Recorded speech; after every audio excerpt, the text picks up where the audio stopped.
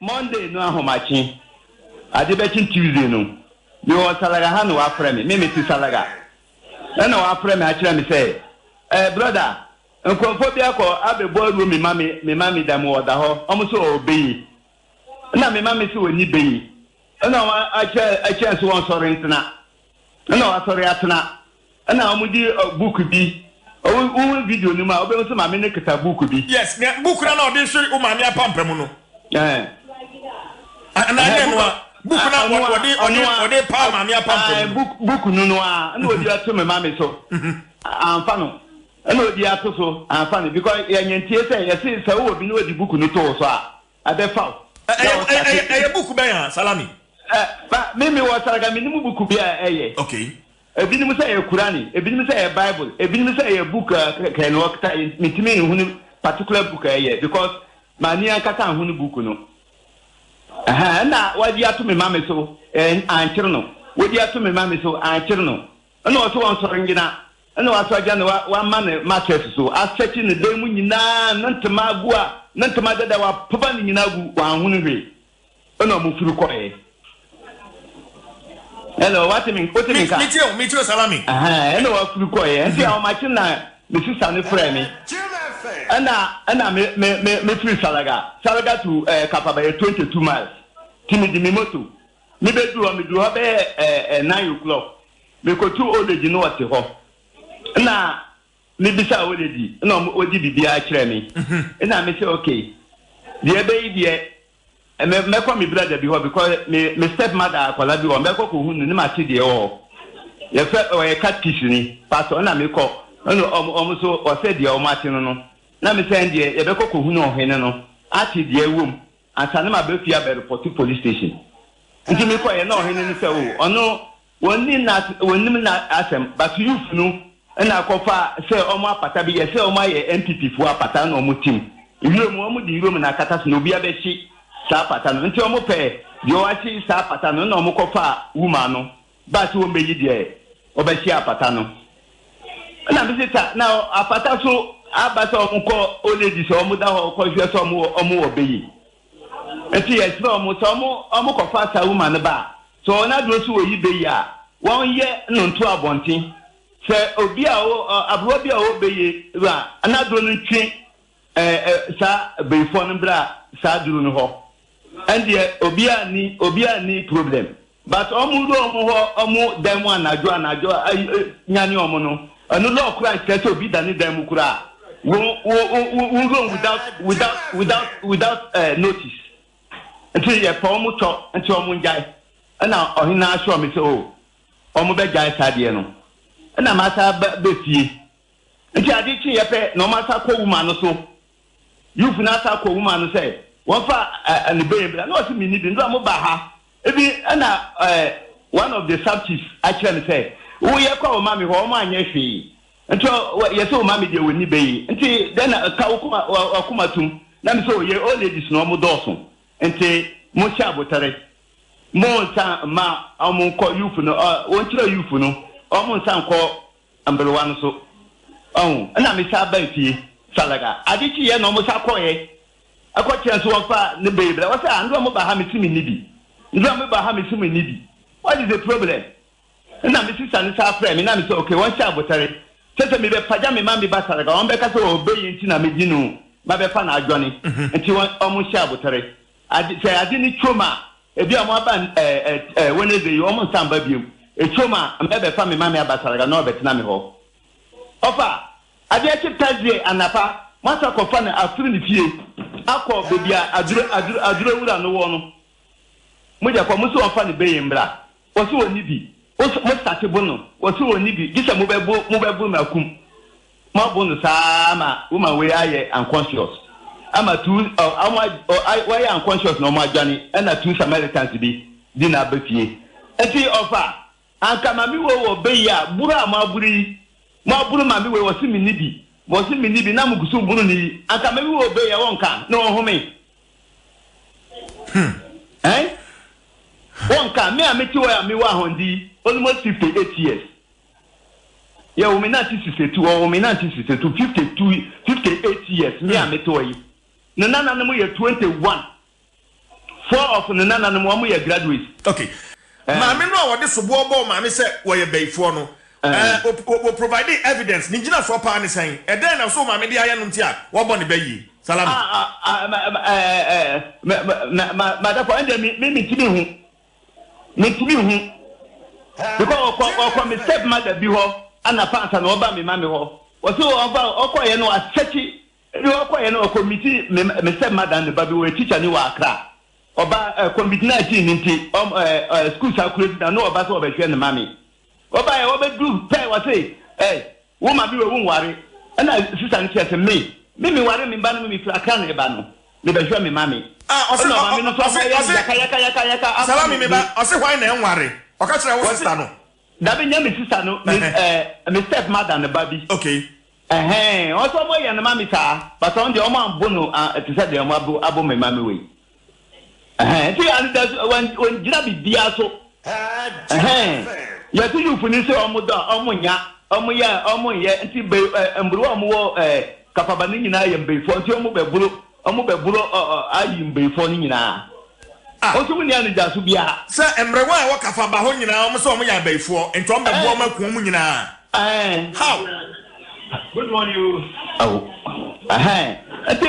when you prove bia say me mami we beifo but salami wo na wo maami a aye bia wada suban bia di waye bribi betimi ama watimi aka se me mami waye bribi pan enti so am so e beifo a bia na betimi aye no kre salami na the wanya bibia because we nyam fa to be chief when you say na ye tipandai during the 1992 war no na bi e be kapaba no na nukunu no mu na ye omu nyina beti do bi nyawu na o ma ka say mami wewu ni wakunu o mami wewu ni waye ni say there's no the open what I investigation beside the whole kapa obi a watna kapaba ni sarga woni me mami there's no day yanya to say about 28 years no ye free pandai ba sarga that yanya ti sada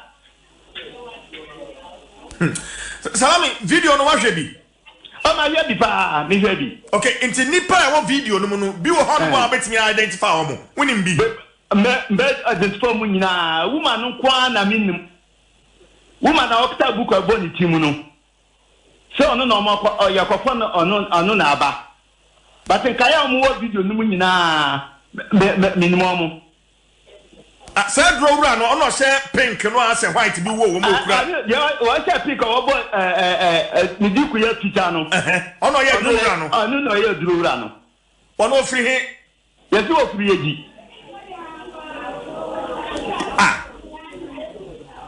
na ni okuta ba no so ano so ehwe wo maame no ono ofiri kapaba kroma oya hwan no so mateke bina ya fa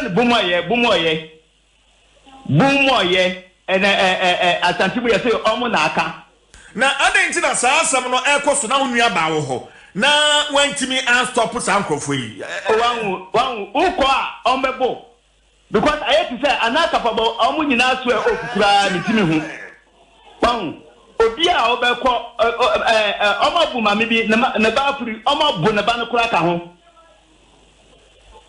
wan eto oba so osuro wantimi ko ombebo no wan o mame na otini nante wonanti pa wonanti yeso wati fa ko timi nanti fine na ntini pa bebrebe egu ho nyina obi antimi ama meso mhwe nipa dom egu ho yi tanti na ma kire o say obeka say o ma so ofu bi no obia abuwa bia o mo bu no obia nko obia man because o mo say o mo do o mo nya o mo ye hwembarwa na ma o mo nya o mo ndo o mo ya de I don't know na emma kakra say emrewa emma nko na ebo mo bayi mo honom no na emma so ebo mo bayi sa me ma hu be ba mo aboni be manko a mbruwanko a well to be this abusiafo machia agi be no mafa so far okay and then say bibia wo police nsamu enti ya de ni bibia e beka bibia wo police nsamu ndra ananu de akoyi ne yakofo ne tamale abeci Saturday no enti then ndra ya tena and then be 3 days enti na ni 3 days ado a 3 days mo ne yewo no na abusiafo de e de ni de beka bia because bibia wo abansam na de aban beka bia no ono ne yese e di ekire Lord beka no ono ne e be di ekire because video no so clear everybody we are all involved video no show asem na reho me pa 90 years with 21 grandchildren bako yen say anka ne grandchildren we anka onipa o ebefu a ne grandchildren 21 ba ko crown omo awo omo yen kwala ba ko crown ninya omo nyina wo nti bibia ya bota nyame obia ekramofo na akase de onkra de adi ubeba no saa na edi wakọ bedi ubekọ nti nyame fa ne kranche yi nyame ma ne dabre pa because ministry de America salami mama na waso ne fancy yo thank you very much salami akwa ye mama akua dente wa hwere no nkwa kafaba establish investigations, conclusions, but people are calling for the head. He should resign. The money can afford a hole and when they say, lawyer, Nyabuche. You need how I say. But I don't want us to digress. But more lawyer for no Nyabuche. Lawyer Marisampa Nyabuche, you've made enough point. I just want to come in now. You clarify a point here because more lawyer for now. More kase you can who wasem ewo refute. And today when we here and we say who wasem. Mami everywhere was sin abwe was why. Let me make it a point. Developing attitude. Them man for take the law to the whole. No, on that score of human rights violation, I'm 100% with you. That is I'm educating people. You call me to educate people. Please, I beg you. Don't gag me. You call me. I'm not gagging you. Please. Listen to me. When you call me to educate people, allow me to finish. Or else then they don't call me. That's very simple. No, but education, me am quite further. Ana enya no ano no say me busa bibi say me just say yeah to the woman instant justice. Let me say court bia yeah you need say any time of your issue you must remember the due process. Now we go ahead and condemn people. Anything that will be cast will be a before it. You put it on. It's an act of instant justice. That's where I'm coming from. So until say as a nation, we will understand. Say let's give everybody a fair hearing. There will be an opportunity to be heard on any issue. Even I'm Robert Zukra, court. I will declare to say, innocent until they are proven guilty. That's what the Constitution says. So this act of quality, is a culture here. We are developing a culture of instant justice, a culture of violating people's right to fair hearing, and a culture of taking the law into their own hands. And that is the reason why I'm a Mama Brewa. Obia legislate, or yet before. Now, young proven innocent in a proper shrine, and not even in a forum. Also, they're explaining, say, we told the Lord to us and we are killing people. That is what I'm trying to say. So this is just a pivot. This is what is happening in our society right now. And this culture of taking the law into the whole house, dealing with people the way we want should stop. Because me go through everybody will be and then when one of people is not still rampa, who you pay for, and I'm a phone, and then they try to come rampa. And now to people who stand up for some what's all them. So now we are brother Penia, over one, no papa, for that's what I'm developing. If you don't stop the act of condemning people and then taking the long answer, this is what they are going to see. Miss Fair, yeah, absolutely, legally, no. There is no justification. And then I'm explaining that the police should act swiftly. And Obi Biara, when engaging in that act, every young standing it to, and you're all over in our churches. Maybe lawyer, minim say sa ensem we no eta kwaso pa nje bia we na jama ebebie ye ni na dodo a yete yehu no yatumi aso ano ana emse ebeboa ya ne sa but ye beda na ne ya huhumu asem we no ya kan wo court to them Mimia enti na odi huhumu asem ba unike odi huhumu asem ba unike ubeje huhumu de ka asem organ law Ghana ha your laws of the land don aya ko kikai article 11 uka article 11 of anatomy school social huhumu asem enyemra Bible kapo enyemra mutie Bible ka yemra ho Quran ka yemra ho yemra na ye kai no de yemra kapo customary law yamamra ekiro huhumu asem enyemra enti e fa huhumu asem enka asem ti obeti na huhumu ko odu a wonya Obi si huhumu bu fia o de ko to be defending no because all people demonstrate huhumu asem court. And that is why I said that most pastors are violating the rights of their members. And if they are serious, they take them to court. That's what Mimi say. I said it last week. Also, for being new public project, also, so for job wanting, now some won't come. When we do from response, when we come celebrate it to so. Because at the end, I also violating my right to privacy. So, I won't compare. Maybe I will take the law and hit it back. That is what we need to do. As of for no should understand say we don't have a freedom environment to speak anyhow and to conduct now out of now I'm making declarations. Will be a before. How do you prove it? The attacking what from so it's your word against a year. Those in the ministry now, Mami engage Ambassador Bishop Sam Owusu or the founder of the Pottersville Chapel. Ma yemfani mranko memuni here because niaye no akwasa asofo no enim ranimfo no ana de ba besie ni na ya hwese ni besie bu asem we. Nyame ni pamache. Majoso. Mejide sa no pe ho ye de Yeswado me ho ye pa. Meda wase pa. De di kan mempese ya behwe ne sebe.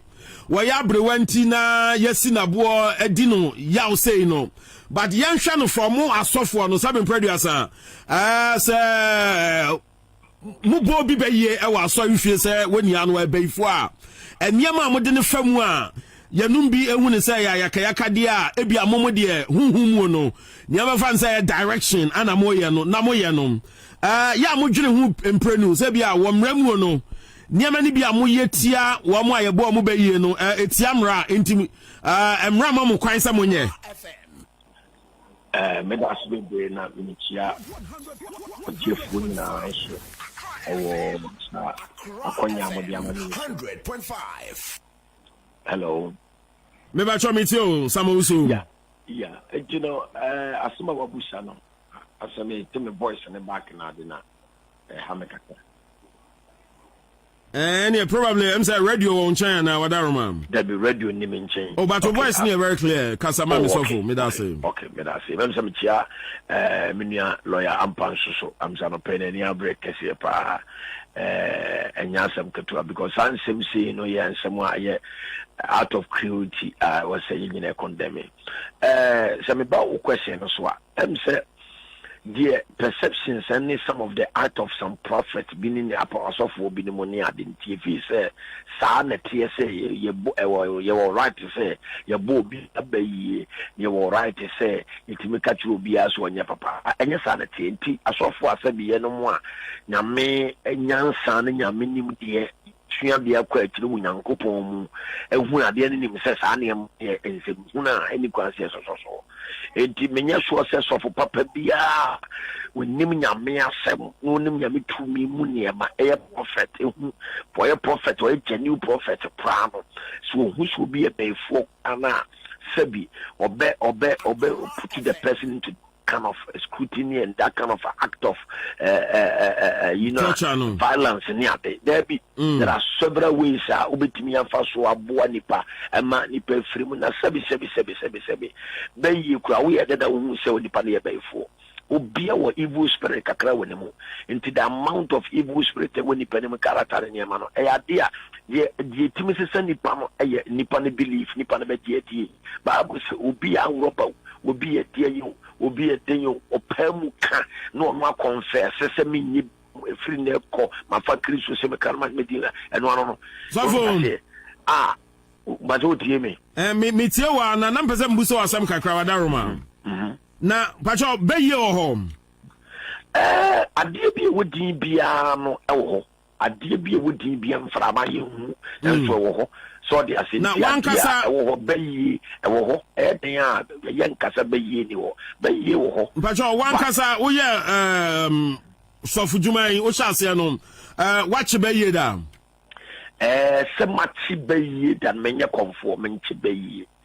So the assessor be a comfort na tibe na wahunu be ye da asofo mo ye den ye tutu ahun fi so the assessor intino me hu se obi wo spirit ye evil spirit ya ye tutu ma so the assessor kwan be na mo fa so adi tu Empire Bonia said ye bompire mancrofo, ye bompire near the manipano, and now do our counseling. Never call for another incomo. I could details.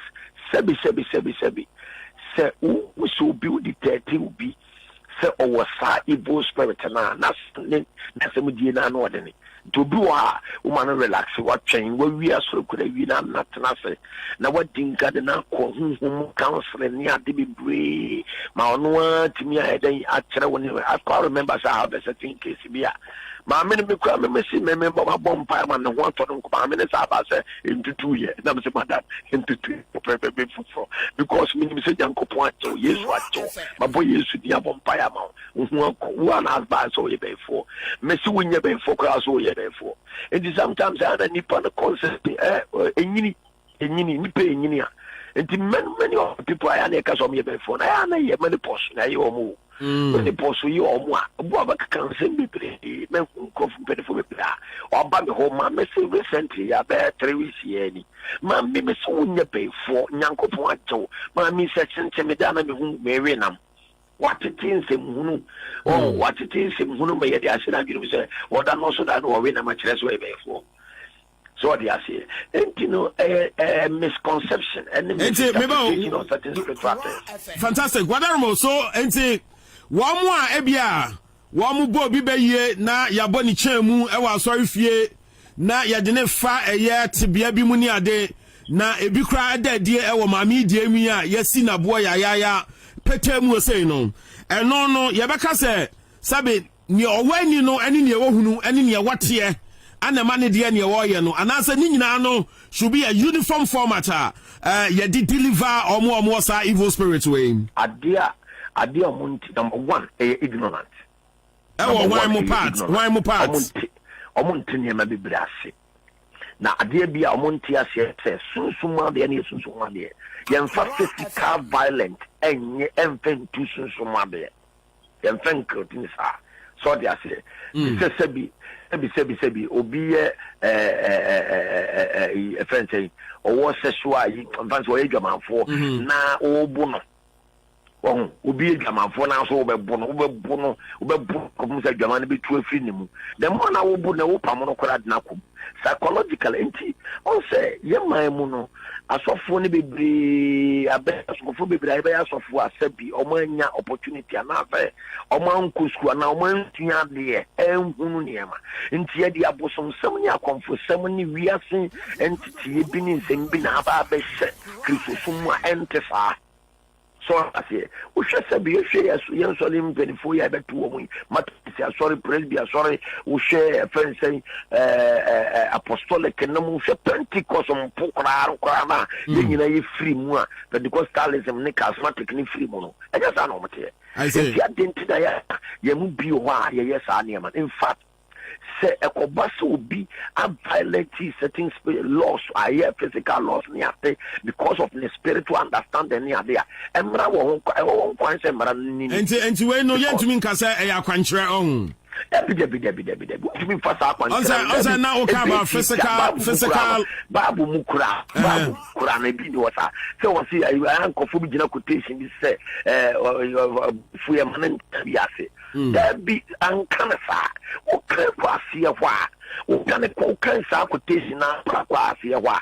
Be fu no tracks ni pa na onye be fu. Empunyo omomutu. But so Sam also say, what can you say there? Nani kakra besen kopa because one more do amuna etia maya ase one de otimi de nsa pem mu ma so no atia to say brim na ye pem wo ye ro wo fa fam ne adi sa ne ma we nyina abesen akwa forms of abuse ni bia mo na mo se mo spiritual enti mo spiritual dia ne mu hu no ana ne honhom ne ka cha mo samonya no but I'm surprised I say wo there you are one of a different pastor as a nei wo won sam no ene dodo na dia wo mo ye no enhia o dodo na enhia pa some your prophet me the prophet enti wo utu honhom bone a wo ye ne den we lay hands. You don't do any physical activity bia on the person. So they are also then. Sebia physically u pia nipa no ato form ana u tia ne konso u tia na ya se ani ade abuse pia nipa ya se abuse so debi onkonkuru nkyerɛ onkonkuru ombu nipa I say onkonkuru nya dia onkonkuru ye perfect person o oye excellence oye ade bi ehotre onkonkuru ya ade bi ehotre Enti bia obeye biara eye out of you say wo ye just be now punipa sum now piano to form so anto no anto form na just nyam tumi ni wana enti nature sa wo mo amutimi mia obi ayasia no officer bia horo ne ntesuo ni ade ba utimi se nipa nya nipa mu anso eja said yes, I didn't want to know. Never free no bano.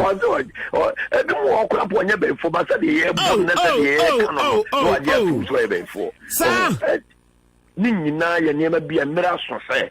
I'm not to say, yen titini sans him who no good. Good. Marasu say, Nick Quine say, yes, so. And was say, Bimu or BC. Oh, she said, Kroma, there 4 years ago. I Mahama, so Yania will free me. Nothing I could say. Yeah, come from Mahama. Not lawyer, Casamra, and Maraquano, so Sanyama will be Musia. That's what was so to me and come near who said yes. You could be also so. Oh, and I say, on my phone to me who are more right. On my phone to me. Almost civil right, no legal right, no more sick right to say. And never do honor say a yanni a yauna and ya to me defend with earn teaching. Near the court, so your court on a moyen. Near the some court 4 years in ye who say. I bet that will be inquiry. Mate, so for some Owusu, Memo, Mammy, and now was about Lama or Sampao, Patrol Humaniswom. I name also. I'm saying, yes, she has software, Sabi, or your correct cacao. Oh, no, and I saw for who software, and I'm so when you be or software, almost Timbrasia. It was so for say, who called the fire, or the Yamisro, and Nimbra, and Nipa, and in Midian or Yenituma. And these are the pastors say, Bomaboso, and they could give them more platform to speak about the evils of society. And I think that we want about so.